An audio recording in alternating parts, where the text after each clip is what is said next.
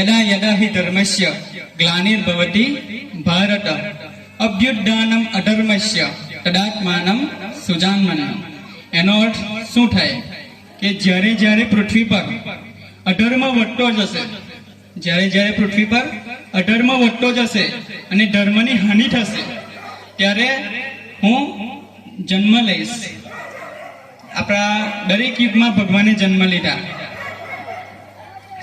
સતયુગમાં ભગવાન વિષ્ણુએ જન્મ લીધો, ત્રેતા યુગમાં ભગવાન રામે જન્મ લીધો અને દ્વાપર યુગમાં ભગવાન કૃષ્ણએ જન્મ લીધો. એ કૃષ્ણ કે જેનું આપણે આજે જન્માષ્ટમી ઉજવવા માટે ભેગા થયેલા છીએ. ત્યારે એ દ્વાપર યુગનો શુભ અને મંગલકારી દિવસ એટલે ભાદ્રન પદના કૃષ્ણ પક્ષની આઠમની મધરાત્રિ એટલે કે રાત્રિના 12 વાગ્યે ભાદ્રન પદના કૃષ્ણ પક્ષની આઠમની મધરાતે ભગવાન શ્રી કૃષ્ણએ જન્મ લીધો. અને જન્મ ક્યાં લીધો? મથુરાની જેલમાં. આપણે પેલું ગીત સાંભળે જ છે કે મથુરાની જેલમાં કર્ણ જન્મ્યો, વાસુદેવે ટોપલામાં મેલીને હાલ્યા. એટલે ભગવાન કૃષ્ણએ મથુરાની જેલમાં જન્મ લીધો. હવે બધાને થાય કે મથુરાની જેલમાં જ કેમ ભગવાને જન્મ લીધો? મહેલમાં પણ જન્મ લઈ શકે ને. તો આપણે એમના થોડા ભૂતકાળમાં જઈએ કે ભગવાને જેલમાં કેમ જન્મ લીધો. તો ભગવાન કૃષ્ણની માતાનું નામ દેવકી માતા અને પિતાનું નામ નંદલાલ અને એમના મામાનું નામ શું બધા જાણતા જ હશો, કંસ મામા. તો કંસ મામા થોડા વર્ષો પહેલાની વાત છે કે રાજા ઉગ્રસેન નામનો રાજા હતો. રાજા ઉગ્રસેન અને એમના પુત્રનું નામ કંસ રાજા. તો કંસ એટલો ક્રૂર હતો કે એને રાજ ભોગવવું હતું. એના લીધે એના પપ્પાને પણ જેલમાં નાખી દીધા અને એના પપ્પાને જેલમાં નાખીને પોતે જ શાસન કરતો થઈ ગયો. તો થોડા વર્ષો વીતતા ગયા અને એમની બેન દેવકીનું લગ્ન કરવાનું થયું. તો લગ્ન કરવાના સમયે નંદલાલ હતા, એ એમના ખાસ મિત્ર હતા કંસના. તો એમની સાથે એમને પરણાવ્યા અને બેન સાથે એટલો બધો પ્રેમ હતો કે જાતે એ રથ લઈ અને એમના બેનને સાસરે છોડવા જતા હતા. તો રસ્તામાંથી આકાશવાણી થઈ રસ્તામાં કે હે કંસ, તો આ શું કરે છે કે દેવકીનું જે 8મું પુત્ર છે એ તારો સંહાર કરશે કે એ તારો કાર બનવાનો છે કે. તો કંસને તો બહુ અહંકારી કે એવું હોય જ ના કે મારો કોઈ અંત કરી જ ના શકે કે. તો ફરીથી આકાશવાણી થઈ કે હે મૂર્ખ, તો આ શું કરવા જઈ રહ્યો છે કે તારા દેવકીનું જે 8મો પુત્ર જન્મશે એ તારો કાર છે કે એનાથી તારું મૃત્યુ થશે કે. તો આ સાંભળીને કંસ નંદલાલને તલવાર ઉગાવે છે કે આને મારી નાખું કે. તો તારે એની બેન દેવકી કહે છે કે ભાઈ તું અમને મારીશ ના, અમને તું જેલમાં પૂરી દે કે અમારું જે પણ સંતાન થશે એને અમને તમને સોંપી દઈશું કે. એટલે આ રીતે બંનેને જેલમાં પૂરી દીધા અને કંસ શાસન કરનો હતો. આ રીતે એક પછી એક પુત્રના જન્મ થયા. જ્યારે પુત્રનો જન્મ થાય એટલે એ કંસને સોંપી દે અને કંસ એનો સંહાર કરી નાખે. કોઈ જગ્યાએ પહાડ પર નાખી દે, ખીણમાં નાખી દે, એટલે કંઈક ને કંઈક એનું સાથે પુત્રને મારી નાખે. હવે એ શુભ અને મંગલકારી દિવસ આવવા જઈ રહ્યો હતો. એ મધરાત્રિ કે જ્યારે કૃષ્ણ ભગવાનનો જન્મ થવાનો હતો એ રાત્રિ એવું બન્યું કે જેલમાં આખો અંધકાર છવાઈ ગયો. દેવકી માતાએ ભગવાન કૃષ્ણને જન્મ આપ્યો. જેલના તારા તૂટી ગયા અને જે બધા સૈનિકો હતા એ બધા બેભાન થઈ ગયા. અને જે નંદલાલના હાથમાં જે કડીઓ હતી એ પણ છૂટી ગઈ. આ રીતે નંદલાલ છે વાસુદેવ તો એ રીતે માથાના ટોપલામાં એ મૂકીને જાય છે અને યમુના પાર કરીને એ ગોકુળમાં જાય છે.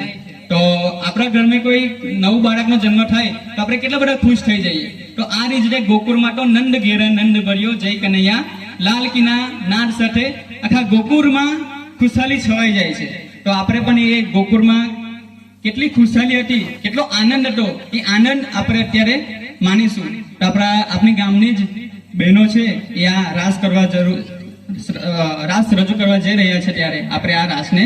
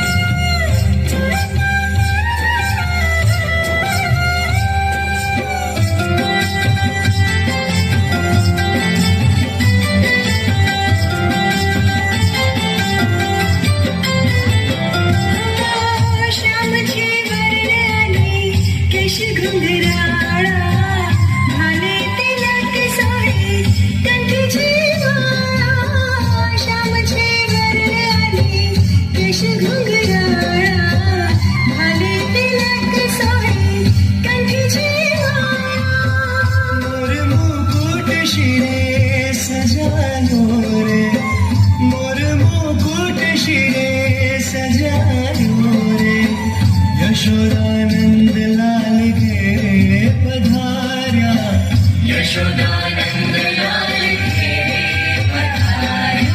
नंदनो आनंदना समायो रे श्याम घेरे पधारा नंदनो आनंदना समायो रे श्याम घेरे पधार्या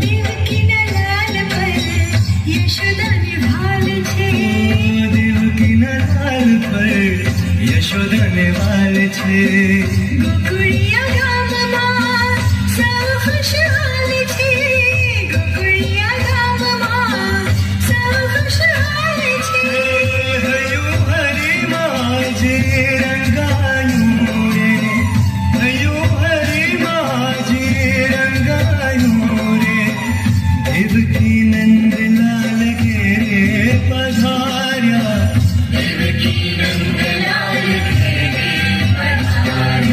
નંદનો આનંદના સમાયો રે શ્યામ ઘેરે પધાર્યા નંદનો આનંદના સમાયો રે શ્યામ ઘેરે પધાર્યા યશોદાનો હરખ ના માયો રે યશોદાનો હરખ ના માયો રે શ્યામ ઘેરે પધાર્યા નંદનો આનંદના સમાયો રે શ્યામ ઘેરે પધાર્યા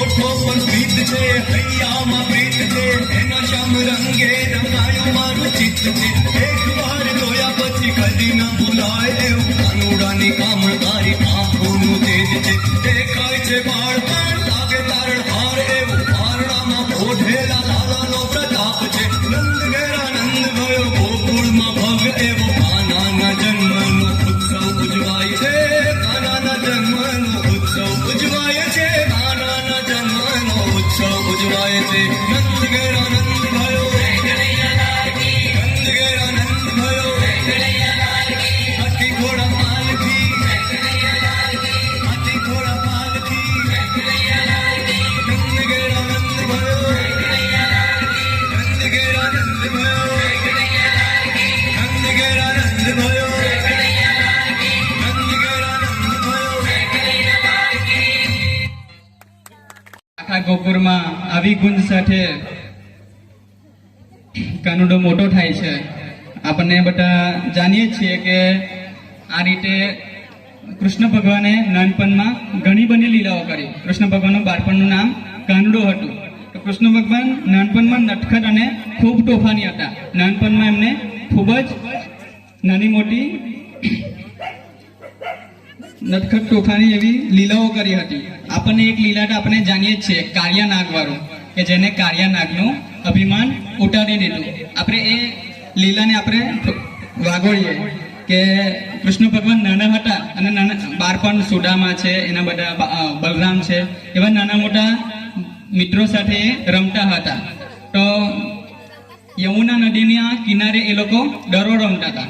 તો આ રીતે દડો રમતા હશે. તો દડો રમતા રમતા દડો સીધો યમુના નદીમાં જાય છે.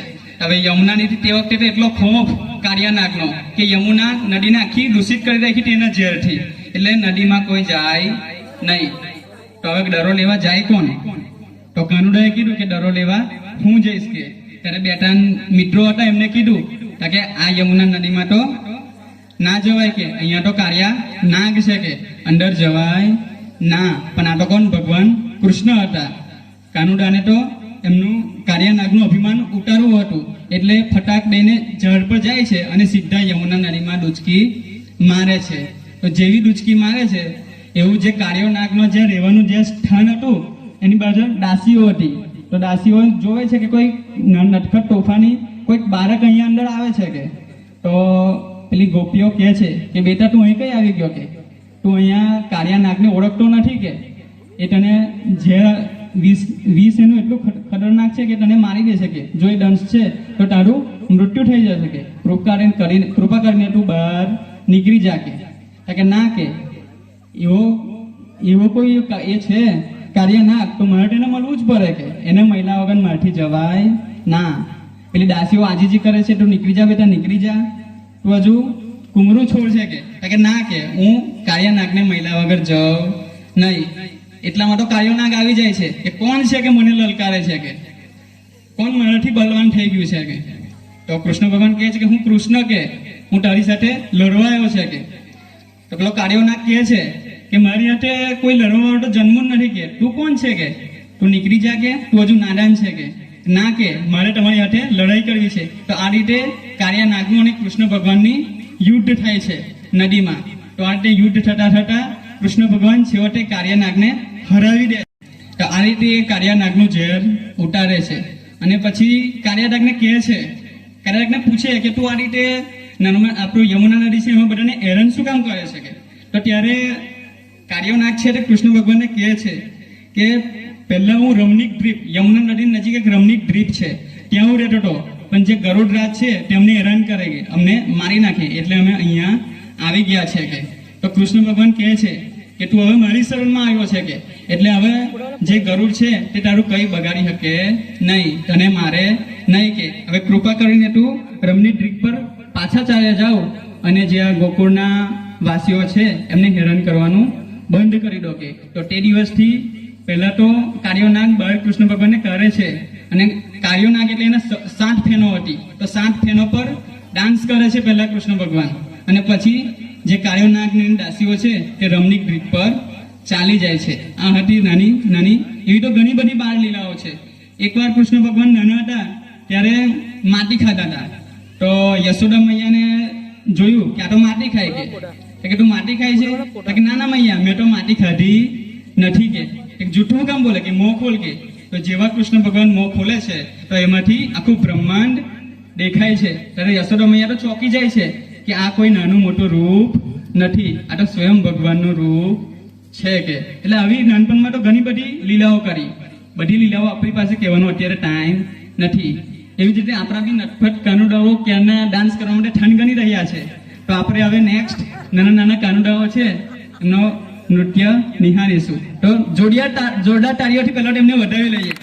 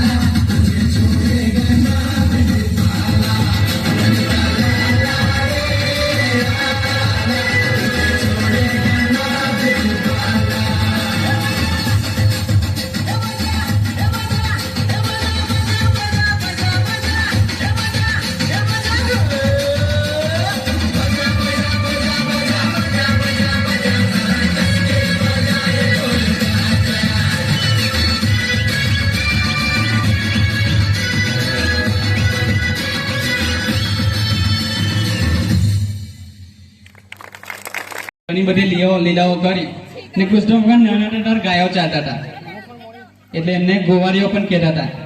તો આ રીતે ગાયો ચરવા જાય. અને બીજું કે કૃષ્ણ ભગવાનને માખણ બહુ ભાવે, એટલે માખણ ચોન પર હતા. તો આ રીતે બધું ગોપીઓનું માખણ ચોરીને થઈ જાય. એક આપણે લીલાની વાત કરીએ, માખણ ચોર લીલાની, કે આ રીતે કૃષ્ણ ભગવાનની બધા મિત્ર મંડળ આવીને ઊભું હતું અને ગોપીઓ માખણ લઈને રસ્તામાંથી આવતી હતી. તો જેવી રસ્તામાં આવતી હતી એટલે ગોપીઓને હેરાન કરે અને માખણ ચોરી લે અને માખણ ચોરીને ખાઈ જાય.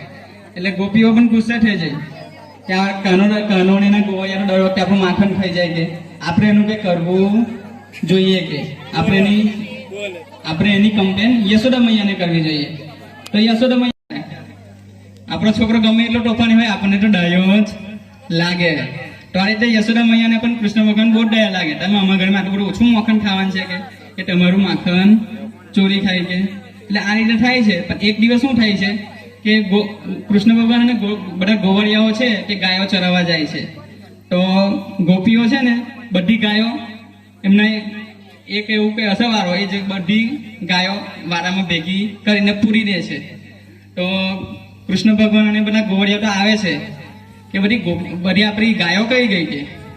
તો ગાયો ખોટા પછી ગોપીઓ નજીક આવે છે કે તમે અમારી ગાયો જોઈ કે હા કે અમે તમારી ગાયો ચોરી છે કે કેમ અમારી ગાયો ચોરી લીધી કે. તો ત્યારે કહે છે કે તું અમારું માખણ ચોર લે છે એટલે અમે તારી ગાયો બધી ચોરી લીધી. હવે તારી આ કમ્પ્લેન અમે યશોદા મૈયાને કરીશું. ત્યારે કાનો કહે છે કે ના યશોદા મૈયાને તમે કમ્પ્લેન કરતા ના, આજથી હું તમારું માખણ ચોરું નહીં, કે અમારી ગાયો અમને પાછી આપી દો. કે આ રીતે ગોપીઓ પણ બહુ શરારતી હતી.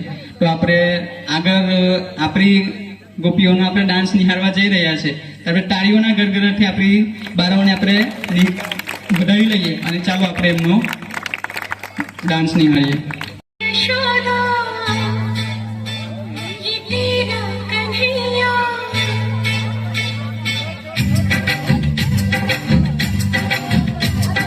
मैया यशोदा ये तेरा कन्हैया कटकट पे मेरी पकड़े है भैया रंग मुझे करता है संग मेरे लड़ता है राम जी की कृपा से मैं बची राम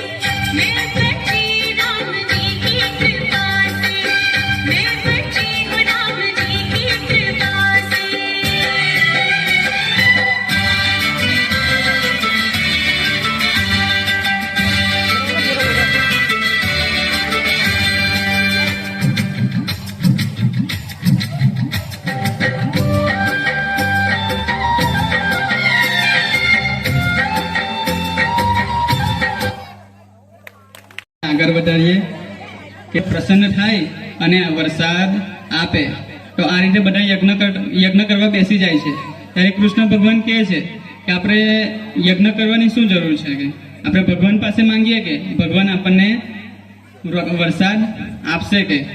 તો આ રીતે બધાને યજ્ઞ બંધ કરાવી દે છે. તો ઇન્દ્રદેવ તો ખબર કેવા એકદમ ગુસ્સાવાળા. તો ઇન્દ્રદેવ ગુસ્સે થઈ જાય છે કે આ કોણ બાળક કે મારી પૂજા રોકી કે, એટલે કોપાયમાન થઈ ગયા અને એટલો બધો વરસાદ પડ્યો વૃંદાવનમાં કે અતિવૃષ્ટિનું વાતાવરણ થઈ ગયું. બધાના ઘર ટનાઈ ગયા, ગાયો ટનાઈ ગઈ, આવું બધું થયું. આપણે પણ ઘણો બધો વરસાદ પડે. અત્યારની પરિસ્થિતિ આપણે જોઈએ જ છે કે બરોડામાં શું હાલત છે. એટલો બધો વરસાદ પડે કે મગરો રસ્તા પર આવી ગયા, મગરો પણ વિઝિટ કરતા થઈ ગયા, બધાની ફોર વ્હીલો ટનાઈ ગઈ. તો આ જ રીતે તે વખતે વરસાદ ખૂબ જ પડે છે. હવે બધા કૃષ્ણ ભગવાન પાસે જાય કે જો કે તમે મારો યજ્ઞ બંધ કરાવી દીધો અને ઇન્દ્રદેવ કોપાયમાન થયા અને અતિવૃષ્ટિનું વાતાવરણનું સર્જન કરી દીધું કે. તો ત્યારે કૃષ્ણ ભગવાન કે ચિંતા ના કરો, મેં તમને કીધું હતું કે યજ્ઞ નહીં કરવાનો, એટલે હું જ એનું સોલ્યુશન લાવીશ. તો કૃષ્ણ ભગવાન ગોવર્ધન પર્વત ટચલી આંગળી પર ઉપાડે છે અને બધાને કહે છે કે બધા ચાલો નીચે આવી જાય. તો બધા તો હસવા માંડે કે નાનો બાળક થઈને તો આટલો બધો ગોવર્ધન પર્વત કઈ રીતે ઊંચકી રાખીશ કે. ત્યારે કૃષ્ણ ભગવાન કહે છે કે બધા તમે નીચે આવી જાઓ કે. અને બધા આજુબાજુના ગામવાળા છે તે પણ યથાશક્તિ દંડાથી અઢેલે છે અને બધા પર્વત નીચે આવી જાય છે. તો ઇન્દ્રદેવને પણ થાય છે કે આ કોણ છે કે જેને આખો ગોવર્ધન પર્વત માથે ઉઠાવી લીધો કે ટચડી આંગળી પર ઉઠાવી લીધો. તો વધારે પડતો ગુસ્સો થાય છે ઇન્દ્ર ભગવાન કે એટલા બધા ગુસ્સે વધારે વરસાદ પડે છે, વધારે વરસાદ પડે એ કઈ લગી ટચલી આંગળી પર પર્વત ઊંચકી રાખશે કે. તો આ રીતે ઘણો સમય જાય છે પણ કૃષ્ણ ભગવાનની ટચલી આંગળીથી પર્વત કઈ હલતો નથી. અંતે ઇન્દ્રદેવ છે તે ખરેખર એમને આ થાય છે કે ખરેખર આ કોઈ ભગવાનનું જ રૂપ હોય. તે વખતે ભગવાન કૃષ્ણ છે તે કહે છે કે હું ભગવાન વિષ્ણુનું રૂપ છું, હું ભગવાન કૃષ્ણ પોતે છું. આ રીતે ઇન્દ્ર ભગવાનનું જે ઘમંડ છે તે ઉતારે છે કે કહેવાય છે કે ઘમંડ કોઈનું ટકતું નથી. મારે તેવી જીવન તો વાત જ ના થાય, કારણ કે આપણા ઘમંડ બધામાં જ હોય, કોઈનામાં હોય એવું બને ના. પણ જો એક ભગવાન એવા છે કે બધાનું ઘમંડ ઉતારીએ. તો કાર્યક્રમની આગળ આપણે શરૂઆત કરતા આપણે ખૂબ સુંદર નાટક નિહાળવા જઈ રહ્યા છે. નાટકનું જે શીર્ષક છે કે માં ગીતાની સંગે જીત મરે જીવન જંગે. ભગવદ્ ગીતાનું મહત્વ દર્શાવતું આ નાટક આપણા ગામના યુવકો દર્શાવવા જઈ રહ્યા છે. તો સર્વેને વિનંતી કે શાંતિથી આપણે નાટકને સાંભળીશું, જોઈશું અને સમજીશું. નાટક પૂર્ણ થયા બાદ પ્રોગ્રામ પૂરો થયા બાદ આપણે કંઈક અહીંયાથી લઈને જવું છે. એવું નહીં કે આપણે એવા પ્રોગ્રામ ગયો અને નહીં ગયા. આપણા જીવનમાં કંઈક પરિવર્તન આવે એક એવો નાનો શબ્દ લઈને અહીંયાથી જવું છે. તો વધારે પડતો સમય ન લેતા આપણે નાટકની શુભ શરૂઆત કરી દઈએ. હરએ પરમાત્મને પ્रणतकलेशनाशाय गोविंदाय नमो नमः. ભગવાન શ્રી કૃષ્ણએ ગીતામાં કહ્યું છે કે જન્મ અને મૃત્યુ એ માણસના હાથમાં નથી, માણસના હાથમાં ખાલી કર્મ જ છે. માટે કર્મ કરતા રહો, ફળની ચિંતા ના કરો.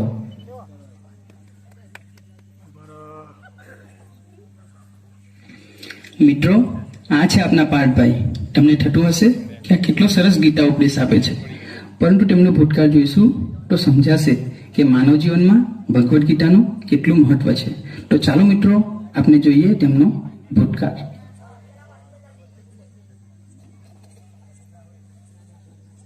ટોપી ટોપી દાદા ટોપી બેટા પાર્થ, લાવ મને મારી ટોપી પાછી આપી દે. દાદા પકડો પકડો મને પકડો. બેટા લાવ ટોપી આપી દે મને પાછી.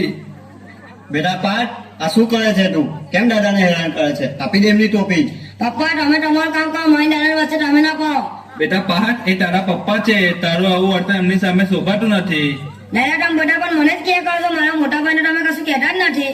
એ તારા કરતા ડાયો છે, એ તારા જેમ ધમાલ મસ્તી નથી કરતો. મને ખબર છે કે એ ધમાલ મસ્તી કરે છે. ચાલો મેં રમવા જાઉં. હા.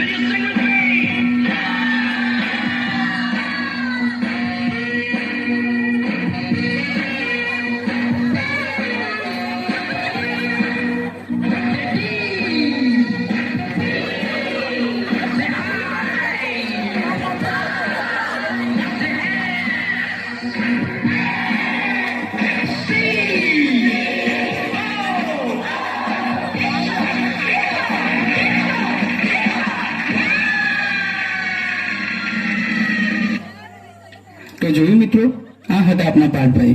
ઘરમાં કોઈનો આદર નહીં કરવાનો, બહાર મિત્રો સાથે ઝઘડો કરવાનો.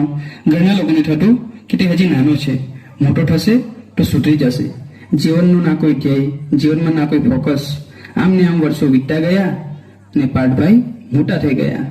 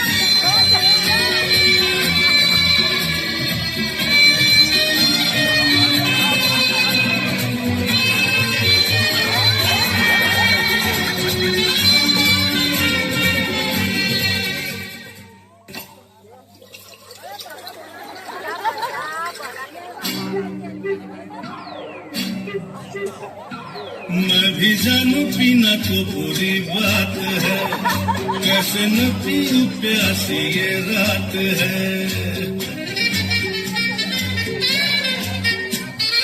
मैं भी जानू पीना तो बुरी बात है, कैसे न पीऊं प्यासी ये रात है। ऊपर से हसीनों का हंसी साथ है,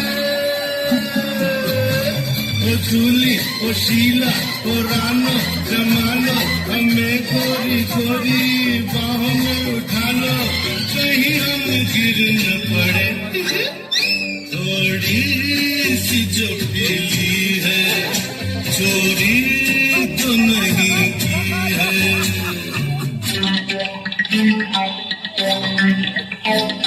यार तू हर महीने नई गर्लफ्रेंड कैसे पटा लेता है? कॉन्फिडेंस छोटे, कॉन्फिडेंस। कोई लड़की पसंद आए ना तो उसके पीछे जाके जोर से सीटी मारो, अगर पलट के हंसी तो फंसी, और अगर भड़की तो भाग जाओ। डेमो दिखाओ? हाँ हाँ भाई, दिखाओ ना। ओके, देखो और सीखो। भाई वो वाली green green, wow what a beauty. किधर है? ये हरियाली अपने लेवल की है। अभी भाई का मैजिक देख छोटे।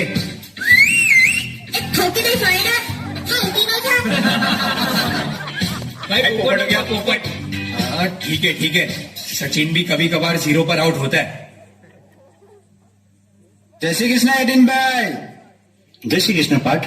तुम्हारे मुंह से जय श्री कृष्ण सुन के अच्छा लगा, परंतु तुम जो ये राह पे चलती माँ बहनों की छेटी कटे हो वो अच्छी बात नहीं है। अरे खट्टे अंगूर, चंचल उसकी आंखें, मोहक उसकी बातें, चाल में उसकी मस्ती है, मर जाऊं जब वो हंसती है। भाई मार ही डालोगे। हाथ जोड़ो तो सीता है, हाथ उठाओ तो दुर्गा है, पैर परो तो लक्ष्मी है, हर स्त्री एक देवी है। वाह बापू, ला बाकी ला। पाठ, अभी मैं तुम्हें कुछ भी कहूँ तुम्हें नहीं समझ आएगा, परंतु समय का चक्र ऐसा घूमेगा, ऐसी परिस्थितियों का निर्माण होगा कि तुम सामने से उनके पास जाओगे। પાઠભાઈના જીવનમાં પણ એક આવો ટર્નિંગ પોઈન્ટ આવવાનો હતો. પાઠભાઈના પપ્પાએ તેમની કુંડળી એક જ્યોતિષને બતાવી અને જે જ્યોતિષે કહ્યું એ સાંભળીને પાઠભાઈના તો હોશ જ ઉડી ગયા. 5 सितंबर 2005 तुम्हारा जन्मदिन, 27वां जन्मदिन, और ये तुम्हारा आखिरी जन्मदिन होगा। क्या? एक भयंकर एक्सीडेंट होगा और इस एक्सीडेंट में तुम्हारी मृत्यु निश्चित है। बाप रे, फिर क्या? मैंने सोचा अब मरना ही है तो जी भर के जी लो, दारू, नॉनवेज, पार्टी शार्टी और क्या, लेकिन अंदर ही अंदर मुझे मौत का डर भी सता रहा था। इतने में मेरा भाई मेरे पास आया। પાઠ, આજે તો તારો જન્મદિવસ છે, તો ચાલ આપણે ભગવાનના દર્શન કરીને આવીએ. ઠીક છે, બટ આઈ ડોન્ટ લાઈક. તમને ખબર તો છે મને મંદિર જવાનું નથી ગમતું. ભાઈ, તું મારી વાત નહીં માને. ઠીક છે, ખાલી તમારા માટે.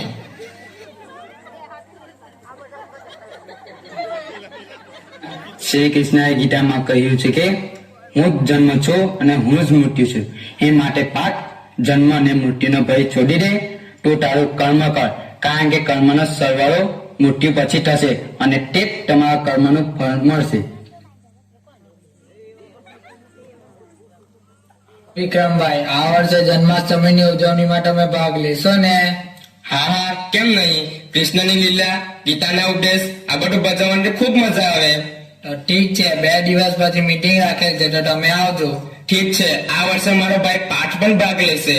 તમારો ભાઈ પાઠ અને પણ ભગવાનના કાર્યમાં બની જ ના શકે. હા હા, એ જરૂર લેશે. તો ઠીક છે, એકવાર ટ્રાય કરી જુઓ, બાકી મને નથી લાગતું કે તે આવશે. ઠીક છે, હું એને મનાવીશ.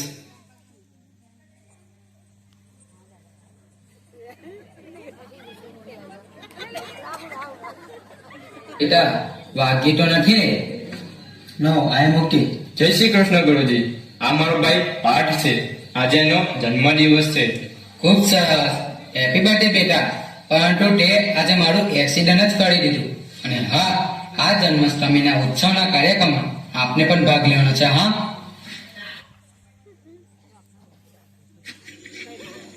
ગુરુજી સાથે અથડાયા પછી પાઠભાઈ તો ગાળ જ બોલવાના હતા, પરંતુ જે રીતે ગુરુજીએ દોડીને એમની પાસે આવ્યા, તેમની ચિંતા કરી, આ બધું જોઈ પાઠભાઈ શાંત થઈ ગયા. જ્યોતિષની ભવિષ્યવાણી સાચી પડી. એક્સિડન્ટ પણ થયું અને મૃત્યુ પણ થયું. ગુરુજી સાથે એક્સિડન્ટ પણ થયું અને માયામાં ફસાયેલ પાઠભાઈનું મૃત્યુ થયું. અને ભક્તિની યાત્રામાં નવા પાઠભાઈનો જન્મ થયો. પાઠભાઈનો સિંગ મેન્યુફેક્ચરિંગનો ફેમિલી બિઝનેસ હતો, આખા ગુજરાતની ડીલરશીપ. દર વર્ષે કરોડોનું ટર્નઓવર. લક્ષ્મી માતાની વિશેષ કૃપા હતી, પરંતુ બદલાવ એ તો સમયનો સ્વભાવ છે. પાઠભાઈના પિતાનું અવસાન થયું. ભાઈને હાર્ટ એટેક આવતા હોસ્પિટલમાં દાખલ કરવા પડ્યા. ધંધામાં ખૂબ જ નુકસાન. ધીરે ધીરે કર્જો વધતો ગયો. લેણદારો ધીરજ ખોઈ બેઠા. સાહેબ, 6 મહિના થઈ ગયા, હવે તો લિમિટ થઈ ગઈ. ભાઈ, આ 2 મહિનામાં દિવાળી છે, શેઠ થોડા થોભી જાઓ ને, માર્કેટ બદલાશે. આ દિવાળીની મીઠાઈ અમને ના ખવડાવો, અમે પણ માર્કેટમાં જ રહીએ છીએ. અમને ખબર છે કોને સિંગમાં કેટલું તેલ છે. ભાઈ, ફાઇનલ રિક્વેસ્ટ કરું છું, 1 અઠવાડિયામાં મેં તમને સામેથી કોલ કરીશ, પ્લીઝ. મિસ્ટર શાહ, વધારે પડતા સ્ટ્રેસના કારણે તમારા ભાઈની તબિયત વધારે બગડી છે. જલ્દીથી ઓપરેશન કરવું પડશે. આઈ એમ ફ્રોમ બેંક સર. તમારું ઘર અમારી પાસે ગીરવે પડેલ છે. તમને જણાવતા ખૂબ દુઃખ થાય છે કે તમે છેલ્લા 10 મહિનાથી EMI નથી ભર્યા. આ છેલ્લી નોટિસ છે. જો આ 15 દિવસમાં ફૂલ પેમેન્ટ નહીં થાય તો તમારું ઘર નીલામ કરવું પડશે. હે ભગવાન, આ કેવી પરીક્ષા છે. અમારું ઘર પર નીલામ થવા જઈ રહ્યું છે. લેણદારોને આગે પણ હાથ બાંધવા પડે છે. મિસ્ટર શાહ, પેમેન્ટ બાકી છે. તમારા ભાઈની તબિયત વધારે બગડી છે, ઓપરેશન કરવું પડશે. તમારા હપ્તા બાકી છે. આપણું પેમેન્ટ બાકી છે. ઓપરેશન કરવું પડશે. હપ્તા બાકી છે. ઓપરેશન કરવું પડશે.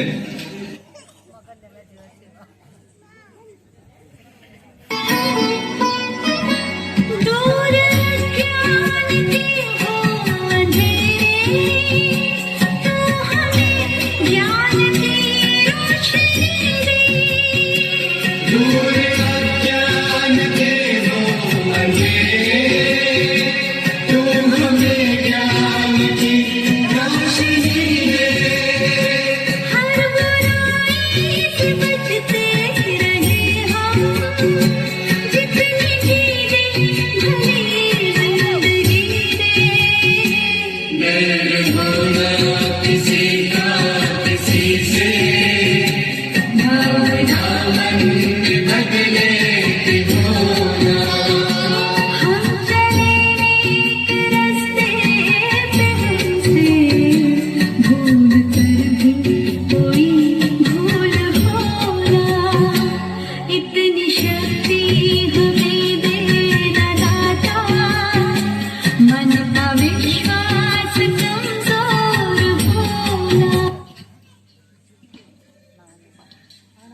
પાઠ જય શ્રી કૃષ્ણ. જય શ્રી કૃષ્ણ ભાઈઓ. કેમ અચાનક તમે પણ કઈ માગવા આવ્યા છો? ના રે ના ભાઈ, અમે તો તમને બંને ભાઈને મીટિંગમાં બોલાવવા આવ્યા છે. ભાઈઓ, મારો ભાઈ તો હોસ્પિટલમાં છે અને હમણાં અમારા ઘરની પણ મુશ્કેલીનો પહાડ તૂટ્યો છે.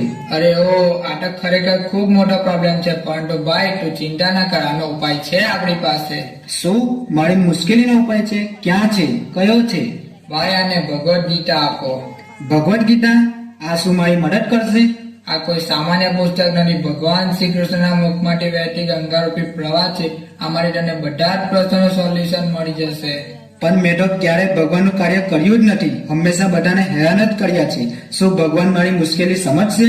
ભગવાન તો બધાના જ છે. જે કઈ થયું અને જે કઈ થવાનું છે તે ભગવાનની મરજીથી થાય છે. માટે જાગ્યા ત્યાંથી સવાર તેવું સમજીને તો ગીતાનું વાંચન કર. ઠીક છે ભાઈ, લાગે છે આ ભગવદ્ ગીતા મને કોઈ માર્ગ બતાવશે.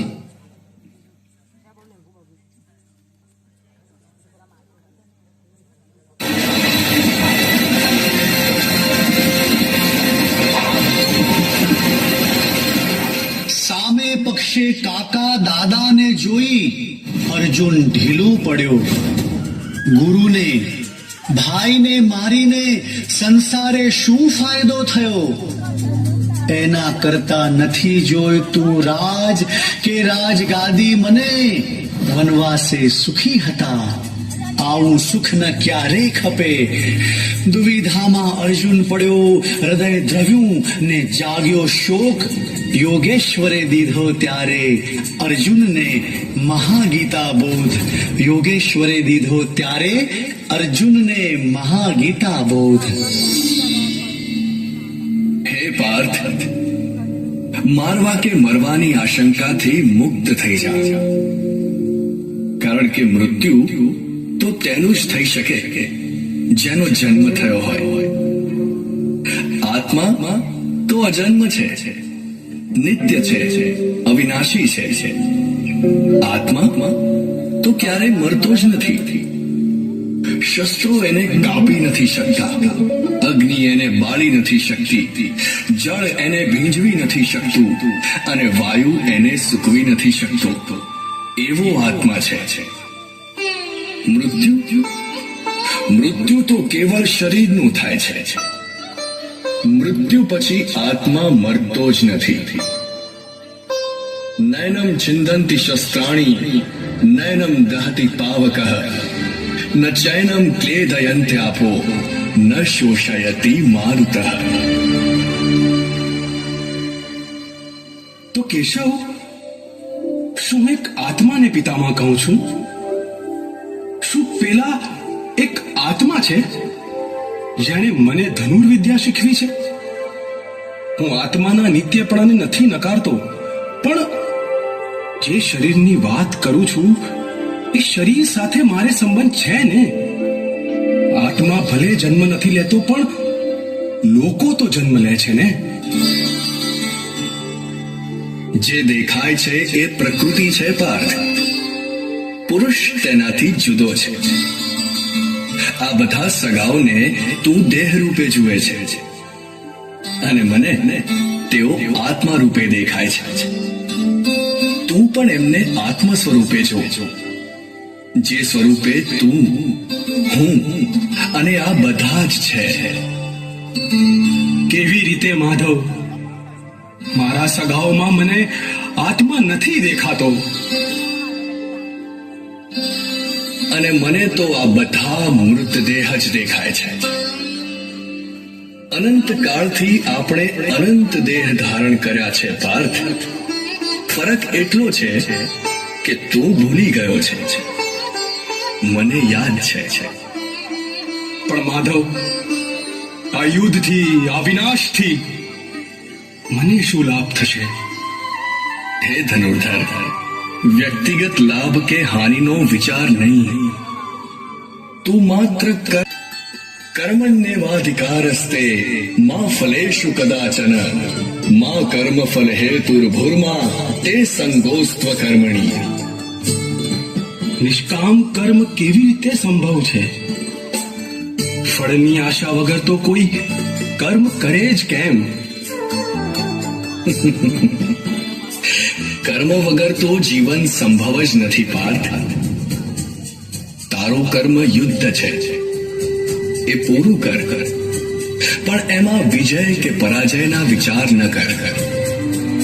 વિજયથી સુખી અને પરાજયથી દુખી ન થા. જે મનુષ્ય સુખ અને દુઃખ બંનેને સમાન સમજે છે અને તેનાથી લેશ માત્ર પ્રભાવિત ન થાય, એ સ્થિત પ્રજ્ઞ છે અને એ જ મોક્ષનું અધિકારી પણ છે. માટે સુખ દુઃખ, લાભ હાનિ, જય પરાજય બધાને સરખું ગણ અને યુદ્ધ કર. આ જ કર્મયોગ છે. જો જ્ઞાન યોગ કર્મ યોગથી ઉત્તમ છે તો હું કેમ યુદ્ધ કરું? હવ ભયાનક કર્મ કેમ કરું? હે કેશવ, મને જ્ઞાનનો માર્ગ બતાવો. જ્ઞાન યોગ પણ કર્મને ત્યાગવાનો માર્ગ નથી. આ તારું જ કર્મ ઉદયમાં આવ્યું છે. ઉદયમાં આવેલા કર્મથી ભાગે એ કાયર છે. અને તું ગમે તેટલું આ યુદ્ધથી ભાગવા જઈશ, છેવટે તો તારું ક્ષત્રિય લોહી તને યુદ્ધ વિહોણું નહીં રાખે. કારણ કે યુદ્ધની ક્રિયા માત્ર પૂર્વેનું પરિણામ છે. આ બધું પોતાના સ્વભાવથી થઈ રહ્યું છે. તું માને છે કે આ યુદ્ધ તું લડે છે, પણ વાસ્તવિકતામાં તું કરતો જ નથી. આ અહંકારને નથી જે હું છતાં હું તારી સામે છું. નિષ્કામ કર્મ કરી રહ્યો છું અને એ જ રસ્તો તને બતાવી રહ્યો છું. આપ કોણ છો કૃષ્ણ? મને કેમ લાગે છે કે હું તમને ઓળખતો જ નથી. પાર્થ, તું મને તારા મિત્ર, સંબંધી, શાળા કે વડીલ તરીકે ઓળખે છે, પણ મારા સાચા સ્વરૂપને તું ઓળખી શક્યો જ નથી. મને ક્ષમા કરો પ્રભુ. હે નારાયણ, મને કૃપા કરી એ દ્રષ્ટિ આપો કે જેથી હું તમને ઓળખી શકું. હા પાર્થ, આજે હું તને એ સુદર્શન, એ દિવ્ય ચક્ષુ આપું છું, જેનાથી તું જગતના ગૂઢ રહસ્યોને જાણી શકીશ. તો સુદર્શન હથિયાર નથી એ ચક્ર કોઈ. સુદર્શન એ સમ્યક દર્શન. વાત અનોખી જોઈ.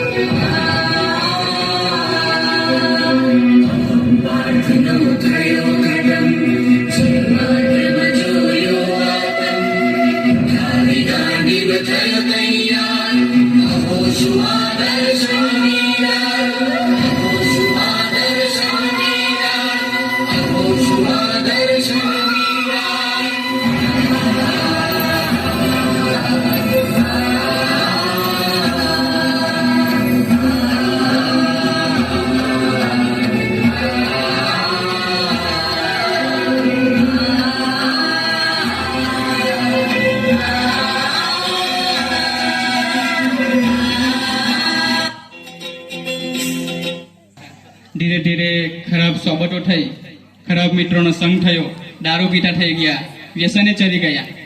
આ રીતે પાર્થભાઈનું આખું જીવન બગડી ગયું. તો એ જ સમયે કોઈક સારા મિત્રોનો એમને સંગ થાય છે.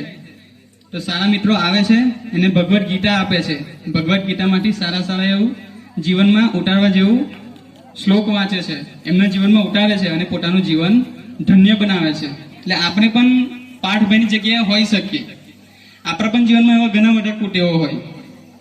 ભગવાન શ્રી કૃષ્ણએ ગીતા કહી, ગીતાનો એક જ સાર, આપણે અર્જુન છીએ અને આપણા જીવનમાં કૃષ્ણ ભગવાન રૂપી સારથી જોઈએ. સારથીની જરૂર કેમ? કૃષ્ણ ભગવાન અર્જુનની સંગે હતા એટલે અર્જુન યુદ્ધ જીતી શક્યો.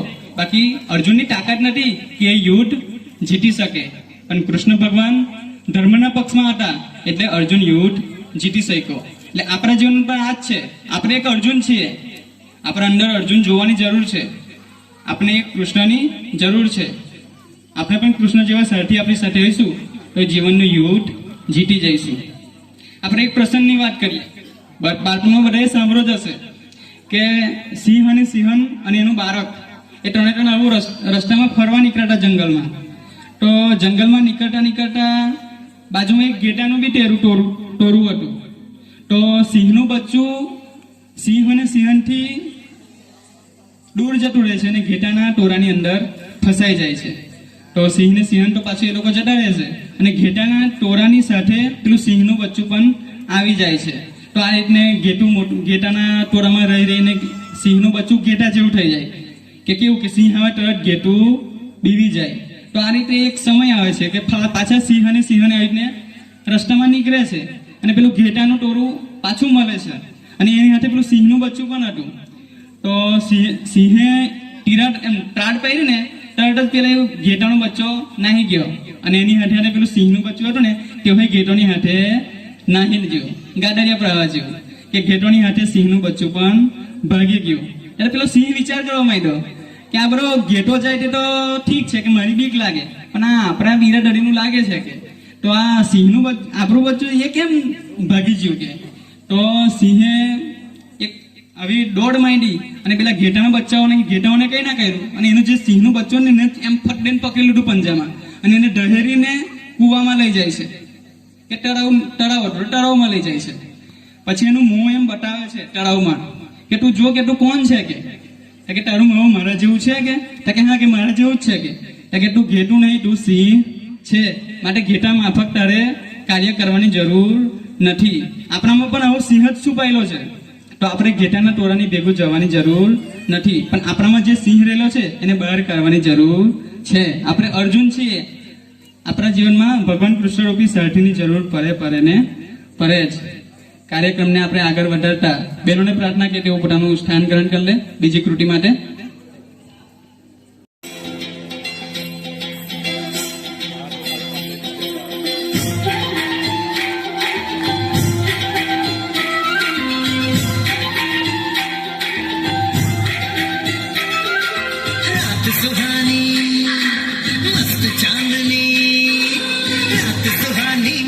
चांदनी मौसम ये अलबेला है,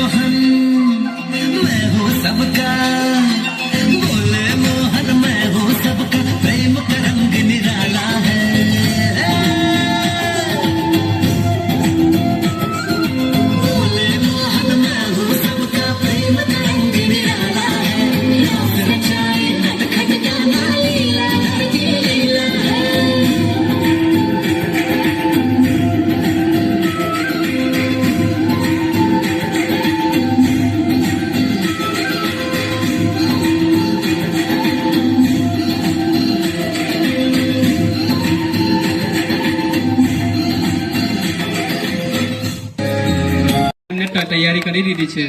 તો ખરેખર ખૂબ બહેનોને ખૂબ ખૂબ ધન્યવાદ. આપણે કાર્યક્રમને આગળ વધારીએ કે દરેક યુગમાં ભગવાને જન્મ લીધો અને જન્મ લીધા પાછળનું કંઈક કારણ હોય. એટલે કૃષ્ણ ભગવાને પણ જન્મ લીધો એનું પાછળનું કંઈક કારણ હતું. એ કારણ શું કે મામા કંસના મારવાનો હતો, મામા કંસનો સંહાર કરવાનો હતો. તો આ જ રીતે કૃષ્ણ ભગવાન ગોકુળમાં આ રીતે પોતાના લીલાઓ કરતા હતા. તો મામા કંસને તો અંદેશ આવી જ ગયો કે આ જ કૃષ્ણ છે અને આ જ દેવકીનું 8મું સંતાન છે અને આના હાથે જ મારું મૃત્યુ નિશ્ચિત છે. તો મામા કંસે ખૂબ ઘણા કાવતરા કર્યા ભગવાન કૃષ્ણને મારવાના, પણ એ તો ભગવાન કહેવાય, એ કોઈથી મરે ના. આ જ રીતે આગળ ચાલ્યું ગયું. એકવાર કંસે કૃષ્ણ ભગવાનને લલકાર્યો કે તું મારા રાજ્યમાં આવ અને મારી સાથે યુદ્ધ કર. તો આ રીતે કંસ અને કૃષ્ણનું યુદ્ધ થાય છે અને એ યુદ્ધમાં કંસનો વિનાશ થાય છે. કૃષ્ણ ભગવાન એનો સંહાર કરી દે છે અને સંહાર કર્યા પછી માતા પિતાને એ કાલકોટરીમાંથી બહાર કાઢે છે અને કંસના પિતા ઉગ્રસેનને એ પોતાનો રાજપાટ પાછું સોંપે છે અને કૃષ્ણ ભગવાન પાછા આવી જાય છે. તો આ રીતે ચાલુ જાય છે. તો હવે કંસને તો મારી નાખ્યો, પણ કંસને મારી નાખ્યો એટલે કંસના સસરા કાલ્યવન કરીને હતા. એટલે એમનું ખૂન ખોર છે કે મારા જે જમાઈ છે એને તો તે મારી નાખ્યા કે. એટલે આ રીતે ચાલે છે. એટલે એને પણ બદલાની ભાવના ઉત્પન્ન થાય છે કે હું પણ કૃષ્ણ વધ કરીશ કે.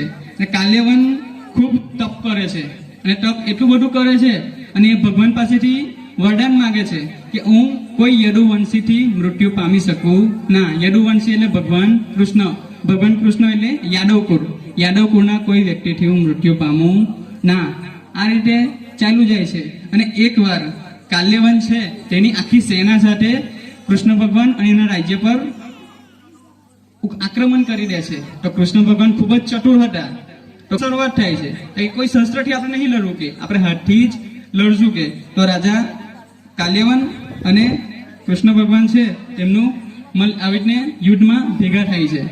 તો જેવા ભેગા થાય છે કૃષ્ણ ભગવાન દોડ મૂકે છે અને દોડ મૂકીને બીજી જગ્યાએ દૂર નાહી જાય છે એમ વનમાં.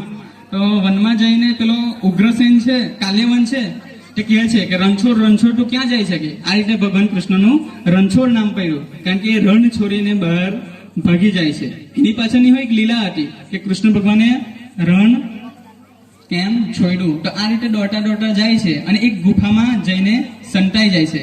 અને કૃષ્ણ ભગવાન પાસે એક ઓઢણી હતી. તો એ ગુફામાં વર્ષોથી એક રાજા હતા તે ઊંઘતા હતા. એની પર એ ઓઢણી ઓઢાડી દે છે અને એ સંતાઈ જાય છે. તો એક કાલ્યવન છે ને તે એ ગુફામાં જઈ ચડે છે. પછી જોવે છે કોઈ સુવાની પેલી ઓઢણી જોવે એટલે એને એવું છે કે કૃષ્ણ ભગવાન જ આ ઓઢણી છે કે. તો એ પેલું ઊંઘતો તો વર્ષોથી ઊંઘતો હોય એ કેવો હોય ખરાટા લઈને આવું તેવું. તો પેલો તો કાલ્યવન છે એ તો એકદમ ગુસ્સે થઈ જાય છે કે હજુ અત્યારે જાય ને આટલી બધી ઊંઘવાની એક્ટિંગ કરે કે. એને લાત મારે છે એમ 2-3 લાત મારે એટલે પેલો જે રાજા છે એ ખરેખર એને વરદાન માગેલું. એને ખૂબ ઘણા બધા પર રાજ્યો ચડાઈ કરી અને બધા રાજ્યો જીતી લીધા અને અંતે એને એક નિશ્ચય કર્યો કે હું હવે સુવા માંગુ છું કે સુવા સિવાય મારે બીજું કંઈ કરવું નહીં. એટલે ઇન્દ્રદેવ એને વરદાન આપે છે કે તું હવે સૂતો જ રહીશ કે. અને જો તને કોઈ જગાડ્યો તો એ તારી આંખોમાંથી એવી અગ્નિ નીકળશે કે સામેવાળાનું મૃત્યુ થઈ જશે. એ આખો ઊભો બળી જશે કે. એટલે આ રીતે એ રાજા છે તે પેલો તો છંછેરો એટલે રાજા ઊભો થઈ જાય છે અને આંખોમાંથી એટલું બધું તેજ નીકળે છે, અગ્નિ નીકળે છે કે તરત જ પેલો જે કાલ્યવન છે એને આખો બારી નાખે છે. કાલ્યવનને તો આમ અહમ હતો કે મેં તો ભગવાન પાસેથી વરદાન માંગી લીધું કે કોઈ યાદવ કુળનો મને મારો નષ્ટ કરી શકે ના કે. પણ ભગવાનને હવે કેવી લીલા કરી કે જાતે તો ના માર્યા પણ પેલો રાજા છે એના થ્રુ મરાવ્યા. તો આ રીતે ભગવાને કૃષ્ણએ કાલ્યવનનો પણ વધ કર્યો. કાર્યક્રમને આપણે આગળ વધારશું ત્યારે આપણી છેલ્લી કૃતિ એક બાકી રહી છે. આપણા જે યુવાનો છે એમનો એક ડાન્સ બાકી રહ્યો છે તો આપણે એને નિહાળીશું.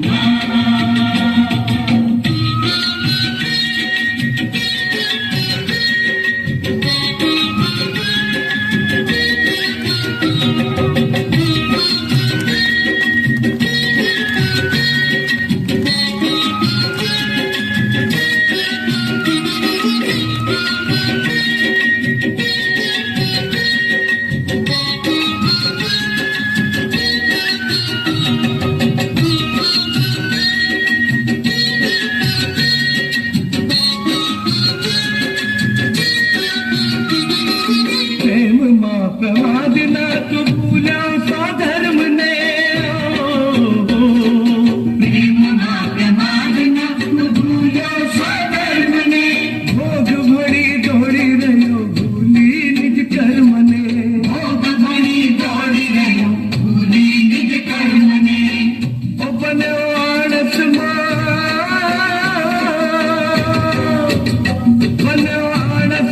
शाने गुलतान युवान हवे प्यारे चढ़ाविश तुबान युवान हवे प्यारे चढ़ाविश तुबान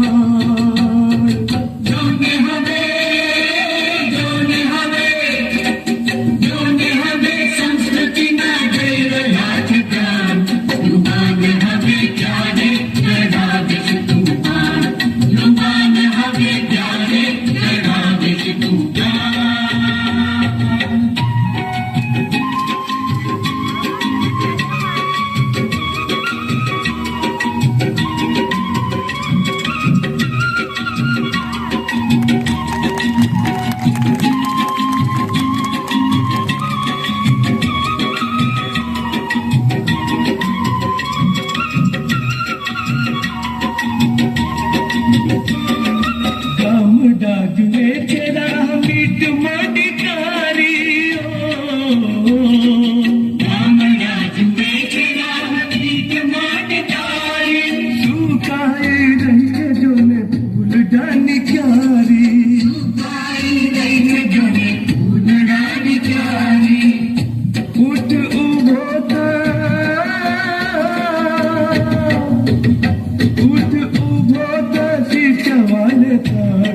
युवान हवे प्यारे चढ़ाविश तुबान युवान हवे प्यारे चढ़ाविश तुबान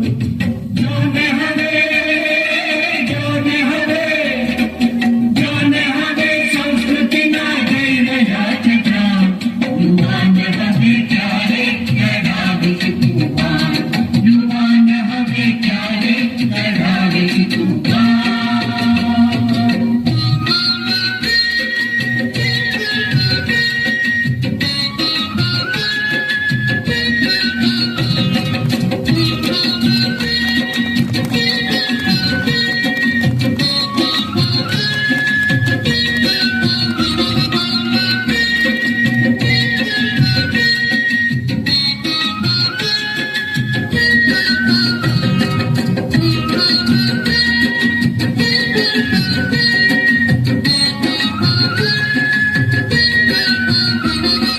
दादा दौड़ी रहा थे गीता नहीं हाथ दादा दौड़ी रहा थे गीता नहीं हाथ सारथी बनी ने तारा संग अने साथ सारथी बनी ने तारा संग अने साथ पूर्व प्रांगण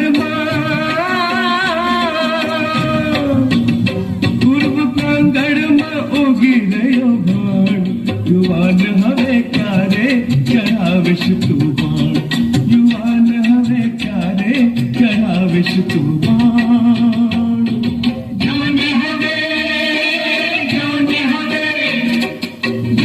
हवे संस्कृति ना दे राज प्राण युवान हवे प्यारे चढ़ाविश तुबान युवान हवे प्यारे चढ़ाविश तुबान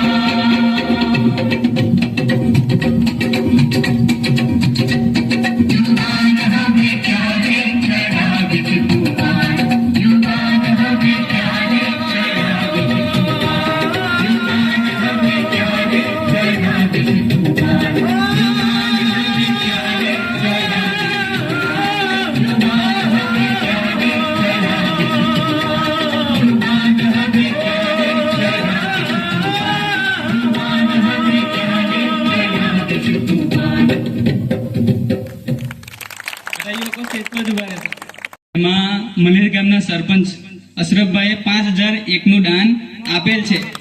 અશરફભાઈને પ્રાર્થના કે જ્યાં હોય ત્યાંથી સ્ટેજ પર આવી જાય.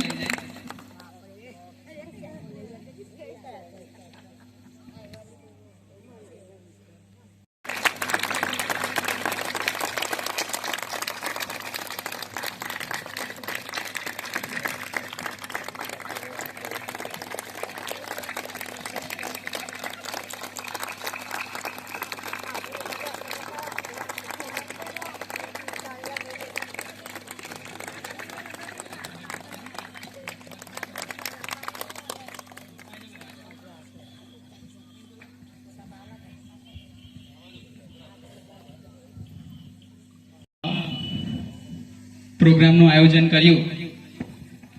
વર્ષો પહેલા આપણને આ આયોજન કરતા હતા કે જ્યારે પણ જન્માષ્ટમી હોય ત્યારે આપણે સ્ટેજ પ્રોગ્રામ કરતા, અને આ વખતે આપણે આ શુભ શરૂઆત કરી છે. તો તમારા બધા આશીર્વાદની જરૂર છે કે આવતા વર્ષે આપણે આનાથી સારું એવો કાર્યક્રમ રાખી શકીએ અને દર વર્ષે આપણે આવો જન્માષ્ટમીનો રંગારંગ કાર્યક્રમ